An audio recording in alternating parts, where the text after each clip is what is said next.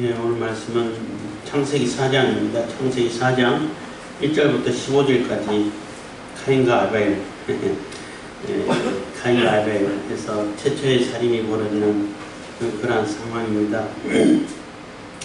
에덴 동산에서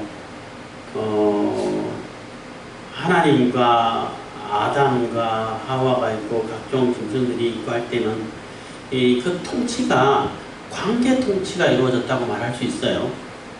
하나님과 우리와의 관계, 그러니까 창조주와 피조물 있지만은 그래도 하나님 형상대로 지원받은 그러한 인간, 하나님께서 보실 때 아름다운 인간, 좋았던 인간, 그 관계, 또 나와 내 아내가 한 몸 된 그 관계, 또 짐승과의 관계, 이런 관계 통치가 이루어졌는데 죄를 범함으로 인해서 하나님 명령을 어김으로 인해 가지고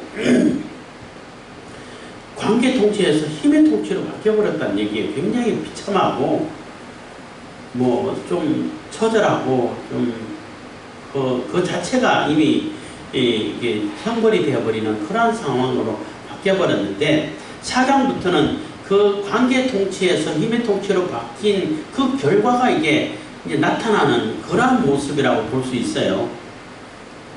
그리고 그 죄를 보면서 악을 중심으로, 악을 경험하지 말아야 되는데 경험해서 악한 그 인간의 가인의 역사가 이루어지는 그 가운데서도 잔잔하게 변함없이 그 하나님의 언약이 계속 이루어져가는 그런 모습을 그려주고 있는 것이 4장부터라고 말할 수 있습니다. 그래서 에덴 동산에 있을 때까지만 해도 하나님께서 강력하게 하나님의 뜻을, 하나님의 언약을 이루어 가시겠다는 그런 의지가 보였다 그러면은 4장에서는 인간의 그 악한 역사가 뭐 악으로 막 쳐닫고 있는 그런 역사 속에서도 하나님은 변치 않고 그 언약을 잔잔히 이루어가는 그러한 모습을 보여주고 있다고도 말할 수 있어요. 그래서 4장부터는 여호와께서 이렇게 표현을 해요. 여호와 하나님이라는 표현을 안 쓰고, 하나님 있으면 굉장히 강력하잖아요. 강력한 전능성을 가진 그러한 하나님을 얘기하시는데 에덴 동산에서 쫓겨낼 때까지는 하나님의 강력한 의지를 보여주신 것이라고 말한다면은 4장부터는 그래도 인간을 버리지 않고 그 악한 이 역사가 흘러가고 족보가 흘러가는 가운데서도 하나님께서는 잔잔히 그 역사를, 언약을 이루어 가시는 그런 모습을 보여주고 있다는 것입니다. 4장 1절입니다. 아담이 그 아내 하와와 동침하며 하와가 잉태하여 가인을 낳고 이르되 내가 여호와로 말미암아 등남하였다니라. 그래서 이제는 에덴에서 쫓겨난 그 삶을 살면서 아담과 그 아내가 이렇게 그 동침하고 또 가인을 낳고 했을 때, 가인을 낳았을 때만 해도 아마 하와가 굉장히 감격스러웠을 것 같아요. 물론 그 해산의 고통을 겪고 낳았겠지만 감격스럽고 이제 하나님의 언약이 이제 실현되나 보다, 이렇게 생각했을 수도 있어요. 그래서 하나님으로 말미암아서 하나님께서 도와주셔가지고 하나님 닮은 이렇게 하나님의 형상 닮은 그 가인을 얻었습니다. 예, 뭐 이런 감격이 있었을 거예요. 하여튼 뭐 그렇게 하나님께서 더하셨다, 뭐 그 하나님께서 소유하셨다, 이렇게 하나님께서 소유가 아니지. 그럼에도 불구하고 이제 이 얘기를 가인이란 단어 뜻이 뭐 소유, 획득 이러한 의미가 들어있는 이름인데 어떤 분은 그런 얘기 하더라고요. 그 에덴에서 쫓겨났음에도 불구하고 끝까지 자기가 뭔가를 획득하고 소유하고 하나님 되려고 하고, 그래서 인간이 자기가 하나님인 것처럼 그렇게 살아가는 그러한 모습을 본다라고 얘기하는 분도 계신데 그것도 굉장히 의미 있는 해석이라고 말할 수 있습니다. 그래서 등남하니라 해서 아들을 얻었다는 것입니다. 2절, 그가 또 가인의 아우 아벨을 낳았는데 아벨은 양치는 자였고 가인은 농사하는 자였더라. 그래서 또 둘째 아들을 낳았는데 아벨이라고 지었어요. 아벨은 이게 좀 허무하다, 더덥다 이런 이름이에요. 인간이 너무나 허무하고 더덥고 인간의 한계성을 느끼고 그래서 지었는지, 아니면은 또 뭐 그 아벨의 그 허무한 그런 인생을 보고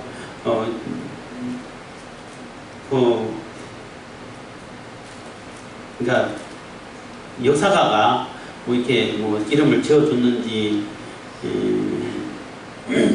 그거는 뭐 정확히 말할 수가 없어요. 어쨌든 간에 그가 또 가인, 아벨을 낳았는데 이름을 뭐 가인이라고 그냥 여기서는 이름을 지었다 이런 얘기는 없고 다 가인이고 아벨이고 이렇게 적어가고 있습니다. 그래서 아벨을 낳았는데 아벨은 양치는 자였고 가인은 농사하는 자였더라 해서 아벨은 처음부터 목축업을 시작했고 가인은 땅을 갈아서 그 농사를 시작한 그러한 시작이 있었다는 거죠.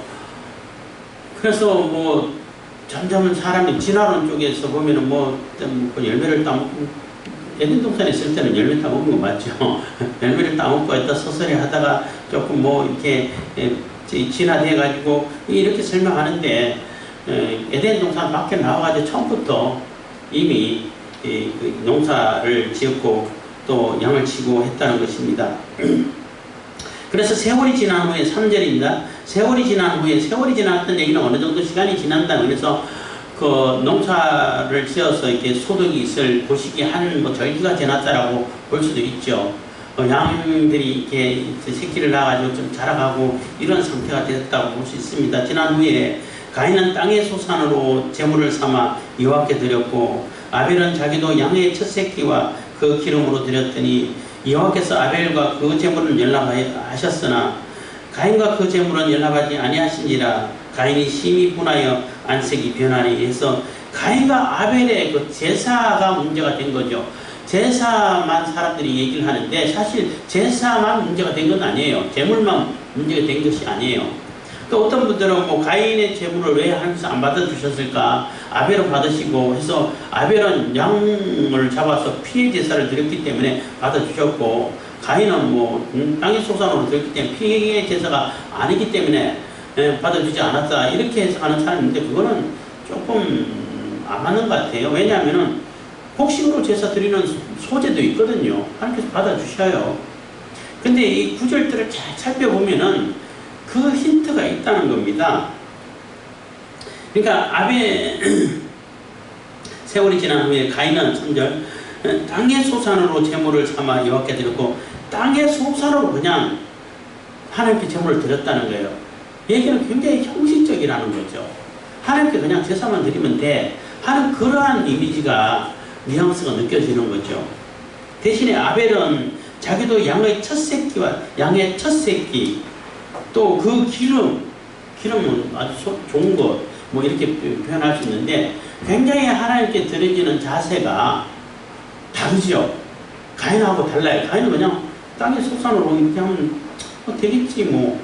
이렇게 형식적인 그러한 모습, 형식주의적이라고 말할 수 있는 그러한 모습이 느껴진다면은 아벨에게는 굉장히 정성이 들고 하나님께서 가장 기뻐하시는 그러한 모습으로 제사를 드렸다는 것입니다. 5절 가인과 그 제물은 연합하지 아니하신지라 여호와께서 4절 양의 첫 새끼와 그 기름으로 드렸더니 여호와께서 아벨과 그 제물은 연락하셨으나 그래서 하나님께서 받으시는 것은 제물만 받았다는 게 아니에요. 제물만 받았으면은 이 제사가 굉장히 중요하기 때문에 내가 생활을 어떻게 해도 제물만 잘 드리면 된다. 뭐 정성만 드리면 된다. 이렇게 얘기할 수 있겠지만은 가인과 그 제물, 아벨과 그 제물, 아벨 자체를 먼저 앞세우는 거예요. 제물은 그냥 보조야, 보조. 부수적인 거라고 볼 수도 있죠. 그래서 아벨과 그 제물을 연락하셨다는 거예요. 아벨도 받아주고 아벨이 드리는 제물도 받아주셨지만은 가인과 그 제물은 연락하지 아니하신지라. 그래서 가인 자체와 가인이 드리는 제물을 안 받으셨다는 겁니다. 그래서 어쨌든 가인과 제물은 연락하지 아니하신지라 가인이 심히 분하여 안식이 변하니. 그래서 너무나 가인이 막 분노를 했다는 거예요. 어떤 분은 이 강의를 하면서 이런 의미일 수도 이 의미도 된다고 얘기하는데 가인이 내가 드리는 제사를 감히 하나님께서 안 받으셔? 이런 의미도 된다는 거예요. 내도 하나님 수준인데 하나님과 같이 됐는데 내가 드리면 무조건 받아주셔야지. 뭘 주든지 간에. 자기중심적이고 굉장히 이기적이고 자기 중심으로 모든 것을 해석하고 이해하려고 하는 그러한 사고방식이 들었다는 거죠.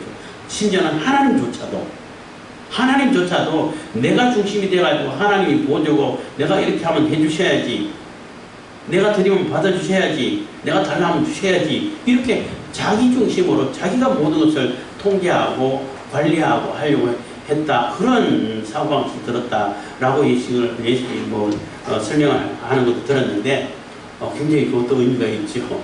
그러니까 범죄함으로 인해 가지고 너무너무 자기중심적으로 바뀌어버린 거예요. 굉장히 이기적으로 바뀌어버렸어요. 그래서 아담도 하와에게 책임 전가하고 하와도 뱀에게 책임 전가하고 자꾸 나한테 책임을 전가하고 오로지 자기는 죄가 없는데 하나님이 주셨기 때문에 저 여자가 이렇게 바뀌어버린다는 거예요. 그 모습이 가인을 통해 가지고 너무나 적나라하게 보여진다는 거죠. 그래서 내가 제사를 드렸으면 당연히 하나님 받아주셔야지 왜 안 받아주시고 막 화를 냈다 이렇게 얘기하는데 그것도 참 의미가 있는 것 같아요. 그래서 안식이 변하니까 6절입니다. 여호와께서 가인에게 이르시되 네가 분하여 하면 어찌미고 안식이 변함이 어찌민고 해서 네가 왜 분노를 하고 네가 왜 안식을 변해서 그렇게 팔을 떠냐, 너 그럴 처지가 못 된다 라고 이렇게 질문을 하죠. 그러면서 계속 얘기합니다. 7절 네가 선을 행하면 어찌 낯을 들지 못하겠느냐, 선을 행치 아니하면 죄가 눈에 엎드리느니라. 죄의 소원은 내게 있으나 너는 죄를 다스릴지니라. 그래서 네가 선을 행했다면은 어찌 낯을 못 들겠냐는 거예요. 선을 행했다는 얘기는 선은 하나님이죠. 하나님 중심이고 하나님의 뜻이 선이고 하나님이 행하는 것이 선인 것이고 하나님께서 하시는 하나님의 입장이 선인 거예요. 근데 선을 행하지 않았다는 얘기는 하나님께서 기뻐하시는 그러한 삶이라든지 그러한 재물은 되지 않고 자기 중심으로 모든 것이 자기가 하자는 대로 다 돼야 된다는 이런 식으로 살았기 때문에 하나님께서 거부를 하셨다는 거예요.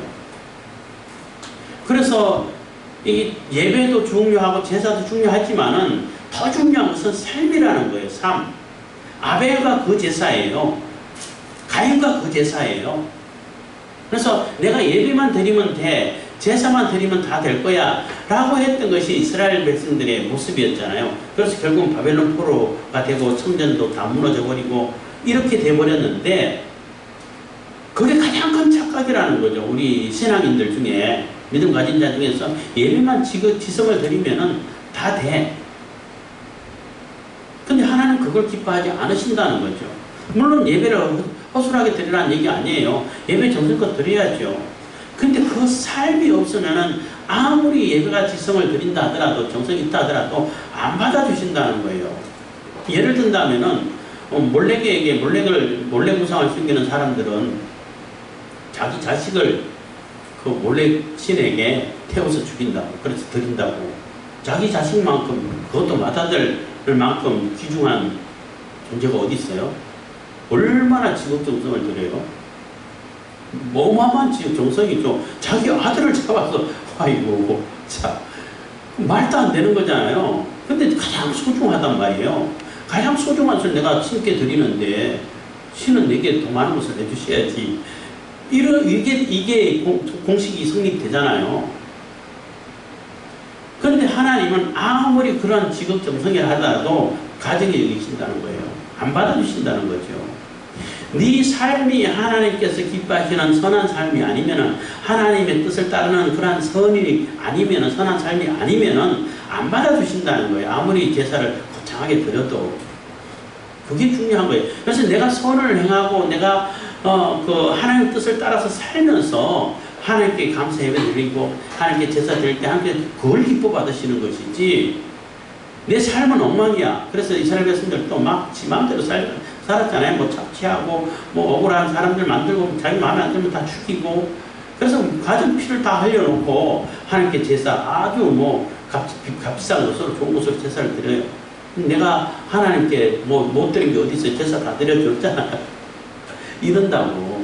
근데 하나님께서 그걸 받으시냐는 거예요. 안 받아주신다는 겁니다. 그래서 내가 선을 행하면 어찌 낯을 들지 못하겠느냐. 선을 행치 아니하면 죄가 문에 엎드리느니라. 그래서 하나님의 뜻을 따라서 살지 않으면, 하나님의 선에 포함되고 그 안에 들어와 있지 않으면은 죄가 네 문 앞에서 딱 웅크리고 있다는 거예요. 웅크리고 있어가지고 언제든지 이게 확 잡아먹을 수 있도록 준비하고 있다는 겁니다. 우는 사자가 삼킬 자를 찾는다는 그런 표현처럼 이 그 맹수가 그 사냥감을 잡기 위해 가지고 딱 기다리고 있는 그런 모습으로 죄가 기다리고 있다는 겁니다. 하나님의 뜻을 받들어서 하나님께서 기뻐하시고 하나님의 의를 따라서 살지 않으면은 언제든지 잡혀 먹을 수 있다는 거죠. 죄에. 그렇기 때문에 죄의 소원은 내게 있으나, 죄의 소원은 내게 있다는 얘기는 죄를 짓고자 하는 욕망이 계속 솟아난다는 거예요. 그러니까 선한 것을 따먹음으로 인해 가지고 하나님 명령을 어김으로 인해 가지고 이미 죄가 경험되어져 버렸고, 죄가 우리 안에 악이 들어와 버렸기 때문에 이미 이제 선과 악을 선택하면서 살아야 되는데, 그 악에 대한 욕망이 없어지지 않고 계속 솟아나고 있다는 거예요. 그러면은 그거를 내 욕망에서, 내 본능에서 죄가 자꾸 솟아오른다고 해가지고 그 죄를 따라가 버리면 되냐? 안 된다는 거죠. 네가 죄를 다스리라는 거예요. 통제를 하라는 거죠. 그 욕망을 통제하라는 거예요. 통제를 해서 죄에 빠지지 않도록, 죄에 먹히지 않도록, 죄가 탁 잡혀먹지 않도록 그렇게 정신 차리고 이성을 가지고 절제를 하고 죄를 통제를 하고 다스려서 언제든지 하나님께로 돌아올 수 있도록 하나님의 뜻을 받들어서 하나님 중심으로 살아가라 하는 얘기가 되는 거죠. 9절입니다. 아니 8절입니다. 8절. 가인이 그 아우 아벨에게 고하니라. 그래서 가인이 그 아우 아벨에게 고하니라 해서 다른 사본 성경에서는 들로 가자. 요게 삽입되어 있어요. 여기는 없는데, 그래서 아벨을 유인을 하는 거죠. 그래서 그 우발적인 살인이 아니라 고의적인 살인인 거죠. 계획적인 살인인 거죠. 살인할 계획을 가지고 들로 유인해가지고 거기서 쳐주겠다는 겁니다. 가인이 그 아우 아벨에게 고하니라. 그들이 들에 있을 때에 가인이 그 아우 아벨을 쳐주기니라. 9절입니다. 여호와께서 가인에게 이르시되 너의 아우 아벨이 어디 있느냐? 그가 가로되 내가 알지 못하나이다. 내가 내 아우를 지키는 자니까. 그래서 참 뻔뻔하죠. 하나님께서 이렇게 가인에게 물으시는 거예요. 네 아우가 어디 있느냐? 이런 질문은 그 아담에게 아담아 네가 어디 있느냐? 라는 질문하고 같은 의미라고 볼 수 있는데 굉장히 중요한 질문이에요. 아담 네가 지금 서 있는 자리가 어디냐? 아담이 어딘지 몰라가지고 물으신 거 아니시잖아요. 네가 서 있는 자리가 어디냐? 죄의 자리만 빨리 벗어나라. 하나님 앞에 설 수 있는 자리로 와야 되고 하나님께서 계신 그 거룩한 땅에 서 있어야지. 응? 거룩한 땅에 서 있어서 거룩한 삶을, 거룩한 사명을 감당해가는 그런 자리에 서 있어야지. 네가 어디 있느냐? 지금 있는 곳이 어디냐? 이 질문인 거예요. 가인에게도 마찬가지예요. 네 아우가 어디 있느냐? 네 지금 뭐 하고 있냐? 무슨 짓을 하고 있냐? 지금 네가 그 일이, 네가 하는 일이 제대로 된 일이냐? 하나님 뜻을 따르는 일이냐? 네가 뭘 하고 있냐? 네 아우 어디 있냐? 이런 질문인 거예요. 그 얘기는 지금이라도 회개하고 하나님 제가 잘못했습니다. 제가 갑자기 충동이 돼가지고 너무 아벨이 미워서 질투나서 했습니다. 회개의 기회를 주는 거죠. 근데 가인은 역시 아담의 후손처럼 핑계를 댑니다. 여호와께서 가인에게 이르시되 네 아우 아벨이 어디 있느냐? 그가 가로되 내가 알지 못하나이다. 누가 모르는데요? 내가 내 아우를 지키는 자니까 내 아우를 지키는 자도 아니고 내가 어떻게 압니까? 이렇게 뻔뻔하게 거짓말하고 속이려고 해요. 하나님을 어떻게 속일 수 있습니까? 너무나 어리석다는 거죠. 자기의 지은 죄에 대해서 책임감도 없고 거기에 대해서 조금 이렇게 반성하는 힘이 없고 하나님에 대해서 제대로 알지도 못하고 내가 이렇게 속이면은 하나님도 속을 것이다 이런 착각을 하고 그런 착각하는 사람 많죠. 요즘도 사람들은 속일 수 있고 심지어는 자기 자신까지 속일 수 있어요. 그런 경우가 종종 보잖아요. 그래서 사람은 속일 수 있는데 하나님은 못 속여요. 그래서 하나님은 절대 사기당하지 않는다, 만홀히 여김을 받지 않는다 이런 구절도 있는데 그런 말씀도 있는데 절대 하나님 못 속여요. 그러면 하나님 못 속인다는 것을 안다면은 회개를 하고 빨리 돌이키고 죄를 뉘우치고 용서를 빌어야지.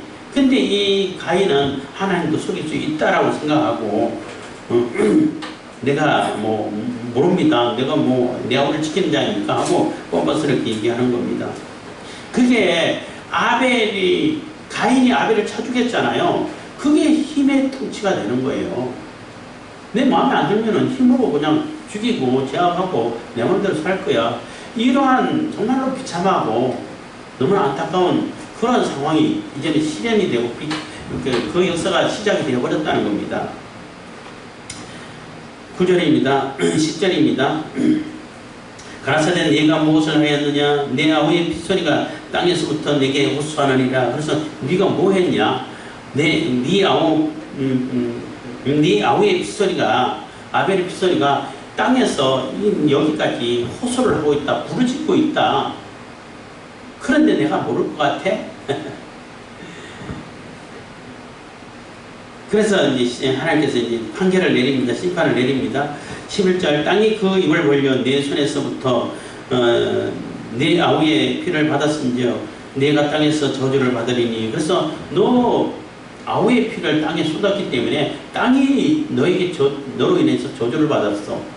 그래서 더 이상 땅은 너에게 소출을 내주지 않을 거야 하는 얘기인 겁니다. 12절 내가 밭가라도 땅이 다시는 그 효력을 내게 주지 아니할 것이요 너는 땅에서 피하여 유리하는 자가 되리라. 그래서 너는 이제는 농사 지어가지고는 살 수 없는 존재가 됐어. 이 땅이 너희로 인해서 저주를 받았기 때문에 더 이상 농사는 못 지을 거야. 세상을 돌아다니면서 방황하면서 살 수밖에 없을 거야. 이렇게 심판이 내려진 겁니다. 13절 가인이 여호와께 고하되 내 재벌이 너무 중하여 견딜 수 없나이다. 그래서 너는 이제 더 이상 농사 못 지을 거야 하는 그 심판이 판결이 너무 무겁다는 거예요. 내가 무슨 죄를 지었는지는 생각하지도 않고 회개할 생각은 하지 않고 너무나 무겁기 때문에 이거 너무 과중 처벌이 아닙니까? 이렇게 또 자기중심적으로 얘기를 하죠. 그러면서 14절 주께서 오늘 이 지면에서 나를 쫓아내시온즉 내가 주의 낯을 배우지 못하리니 내가 땅에서 피하며 유리하는 자가 될지라. 물론 나를 만나는 자가 나를 죽이겠나이다. 그래서 막 이제는 공포에 쌓였다는 거예요. 그래서 힘의 통치가 시작됨으로 인해 가지고 내 마음에 안 들다고 해가지고 쳐 죽이고 하면은 평안하고 내가 모든 것을 얻을 수 있냐? 그렇지 않다는 거예요. 공포가 찾아오는 거예요. 두려움이 찾아오는 거예요. 왜냐하면 나보다 힘센 사람이 나를 죽일 수 있잖아요. 그렇잖아. 내보다 권력 센 사람이 나를 내 마음대로 자기 마음대로 할 수 있잖아요. 그러니까 그 두려움에 휩싸일 수밖에 없게 되는 거예요. 가인도 마찬가지로 자기가 이제는 뭐 농사도 못 짓지 이제 방황하면서 지내야 되는데 그러면 가는 데마다 사람들이 만나서 자기를 죽이면 어떡하냐는 겁니다. 그 공포에서 벗어나지 못하고 있다는 거죠. 그리고 뭐 가인과 아벨 두 사람밖에 없는데 만나는 사람 누구를 얘기하냐 이렇게 질문하는 사람들이 종종 있었는데 뭐 아담과 하와가 가인 아벨 두 사람만 낳았겠어요? 계속 아이를 낳고 있고 또 앞으로도 낳을 것이고 그들도 또 서로 이제 결혼해가지고 그 후손이 결혼해가지고 또 자녀를 생산할 것이고 그래서 많은 사람들이 이제 지금 생산이 되죠. 그래서 지금 당장 만나는 사람도 뭐 있을 수 있겠지만 자녀들이 나서 또 이후에도 계속 낳는 그런 자녀들이 있잖아요. 그런 사람들이라고 생각하면 됩니다. 그랬더니 15절입니다. 여호와께서 그에게 이르시되 그렇지 않다. 가인을 죽이는 자는 벌을 7배나 받으리라 하시고 가인에게 표를 주사 만나는 누구에게든지 죽음을 명쾌하시니라. 그래서 하나님께서는 또 이렇게 기회를 주죠. 절대 그렇지 않다. 만약에 내가 하나님께서 용서를 해주시고 뭐 사실 죽였으면은 좀 죽음으로 이렇게 값을 받는 거잖아요. 이에는 이, 눈에는 눈 해서. 근데 처형하지 않고 죽이지 않고 살려주고 방황하는 정도, 그 정도의 벌은 받아야지.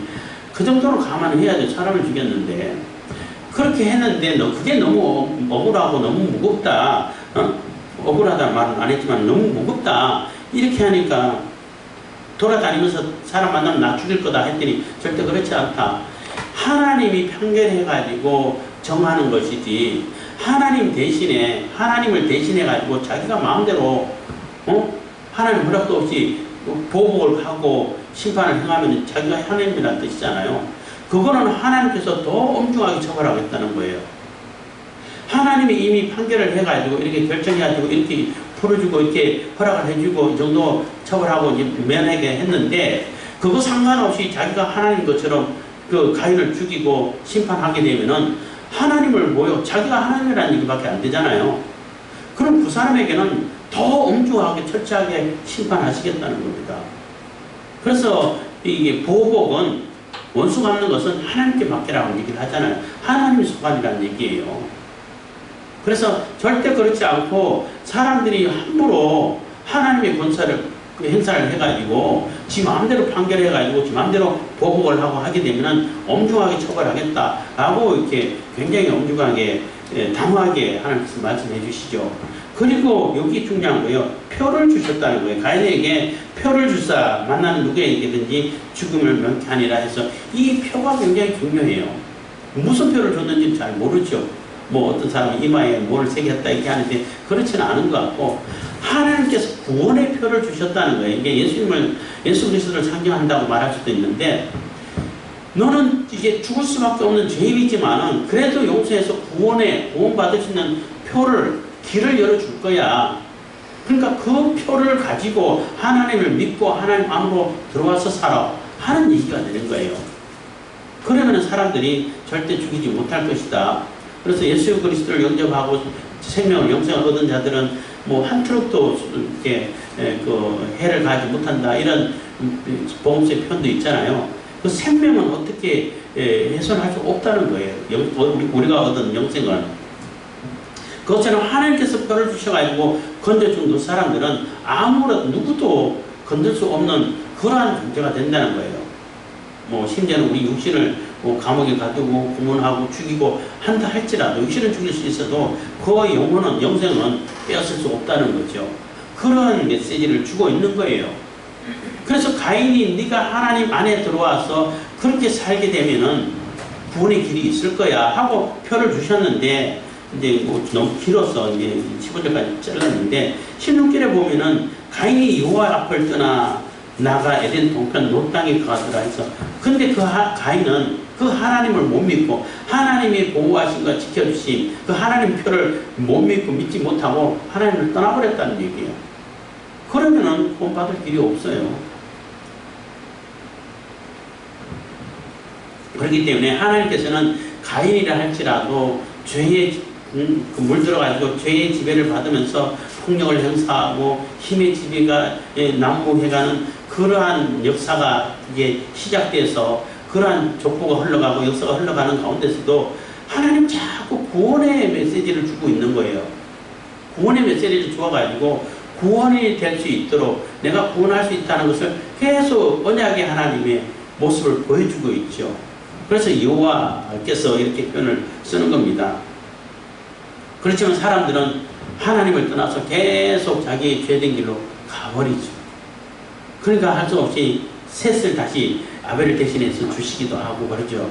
뭐 그거는 이제 다음 시간에 또 하기로 하고, 어쨌든 간에 1장 1절에서 15절까지의 중요한 내용은 아벨과 그 제물, 가인과 그 제물, 이것을 기억해야 되는 거예요. 네가 선을 행하지 않는다면, 선을 행했다면 어떻게 낯을 못 드냐. 당당히 낯을 들고 하나님께 연락되지. 근데 선을 행하지 않고 지 마음대로 살았다는 얘기예요. 자기 중심으로 하나님도 자기 눈 밖에 놓고 내가 하면 하나님 주셔야지, 해야지, 이렇게 자기가 하나님처럼 이렇게 살았다는 거예요. 그러니까 하나님께서 거부를 하시는 거예요. 안 받으시는 거예요. 그렇지만 아벨처럼 정말로 소중하고 겸손하게 하나님 앞에 선 호람되오 이런 표현도 있죠. 그런 모습으로 우리가 삶을 살아가고 하나님의 뜻을 받들어서 선을 따라서 살면은 하나님께서 기뻐 받아 주신다는 거예요. 왜 그런데 그것은 안 하고 자기 마음대로 살아놓고 왜 안 받아주냐고 불평하냐 이거예요. 그렇기 때문에 우리의 삶도 마찬가지예요. 내 삶이 하나님께서 받으실 만한 삶이냐, 그 삶을 가지고 예배당에 나와서 예배를 하면서 하나님께 드리기는 제사가 있을 때 하나님께서 기뻐 받으시는 거예요. 그래서 그 삶이 없으면은 그 제사는 형식적인 제사밖에 안 되고 예배밖에 안 되기 때문에 하나님께서 안 받으셔요. 그래서 내 삶이 정말로 기뻐하시는 하나님께서 삶을 사는 삶이 산제사라고 그러잖아요. 산제사로 들어질 때에 하나님께서 기뻐 받으시는 것이지, 아무리 지성을 드린다 할지라도 그 삶이 하나님께서 기뻐하시고 선한 삶이 아니면은 안 받아주신다는 겁니다. 그게 우상과 하나님과의 차이인 거예요. 우상에는 뭐 상관없잖아. 무슨 악한 뜻이든 상관없잖아. 지성만 드리면 다 들어준다고 얘기하잖아요. 그럼 어떤 목사님은 우상 숭배하는 사람들이 자기가 착해지려고 우상 숭배하는 사람이 있겠냐고, 뭔가를 얻어내려고 그렇잖아요. 뭔가를 이렇게 자기가 욕심을 채우려고 우상 숭배하지, 자기가 정말로 선한 뜻을 따라서 선한 사람 되고 착한 사람 되기 위해서 우상 숭배하는 사람 하나도 없다고 이런 얘기를 하시는 걸 들었는데, 그것도 굉장히 의미가 있습니다. 어쨌든 간에 하나님께서는 그 가인에게 그 하나님 뜻을 따라서 그 선한 삶을 살기를 바라지만은, 어쨌든 4장부터는 이게 그 힘의 지배로 인한 죄가 들어옴으로 인해 가지고 관계 통치가 깨져버리고 힘의 통치로 전락이 됐기 때문에 힘이 약한 사람들은 억압을 당할 수밖에 없고 폭력을 당할 수밖에 없는 그런 비참한 역사가 시작됐다는 얘기예요. 얼마나 비참해요. 에덴 동산에 있었을 때 얼마나 행복했을까. 그렇지만 그 에덴을 회복시키고자 하는 그러한 하나님의 계획은 끊어지지 않고 계속 흘러가고 있다는 거예요. 보이지 않는 그 순간에 보이지 않게라도 뭐 뚜렷이 드러나서 보이지 않지만 그래도 하나님의 계획은 계속 이어져 가고 있다는 것입니다. 그래서 그 하나님의 계획, 언약의 하나님의 계획을 믿고 또 가인에게 표를 주신 것처럼, 구원의 표를 주신 것처럼 그 구원의 표를 받아들여서 하나님을 믿고 하나님 안에 있으면은 구원받죠. 근데 하나님을 떠나버리면은 구원받을 수가 없게 된다는 것입니다. 기도하겠습니다. 사랑해 주시니 감사합니다. 이 시간에도 은혜와 복을 베푸시면 감사드립니다.